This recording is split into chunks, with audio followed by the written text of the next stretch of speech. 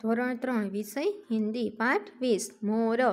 મોર છે તમે બધાએ જોયો જ હશે। આ પાઠ છે મોર વિશે આપ્યો છે। મોર એક સુંદર પક્ષી છે। એને શિર માથા ઉપર કલગી હોય છે અને એના પીછા રંગબેરંગી હોય છે।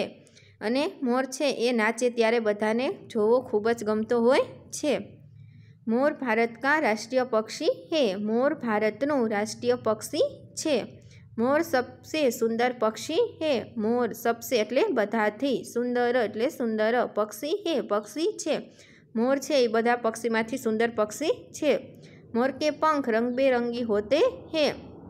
मोर के એટલે મોરના, पंख એટલે पीछा, रंगबेरंगी એટલે रंगबेरंगी होते हैं હોય છે। मोरना पीछा रंगबेरंगी होय छे। मोर के सिर पर कलगी होती है।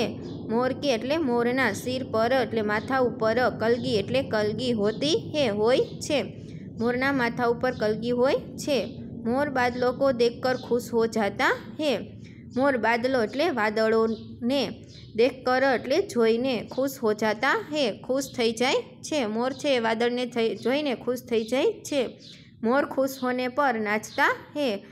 मोर છે એ खुश होने पर એટલે खुश થાય ત્યારે નાચે છે। मोर पंख फैलाकर कला दिखाता है। मोर पंख એટલે મોર છે એ પીછા ફેલાકર એટલે ફેલાવીને, કલા દિખાતા હે કળા દેખાડે છે। मोर पीहू पीहू अवाज करता है। मोर पीहू पीहू એટલે ટેહુક ટેહુક अवाज करता है अवाज करे छे। मोर सब लोगों को प्रिय लगता है। मोर सब लोगों એટલે मोर બધા લોકોને, प्रिय लगता है प्रिय लागे छे। मोर છે બધા લોકોને प्रिय लागे छे, खूब गमे छे। मोर का शरीर भारी होता है। मोरનું શરીર ભારી એટલે વજનવાળું, होता है હોય છે। मोरનું શરીર વજનવાળું હોય છે।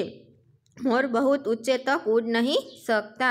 मोर बहुत એટલે ખૂબ ઊંચે, તક એટલે સુધી, ઉડ નહીં શકતા ઉડી શકતો નથી। મોર છે એ ખૂબ ઊંચે સુધી ઉડી શકતો નથી તેના શરીરના વજનને કારણે।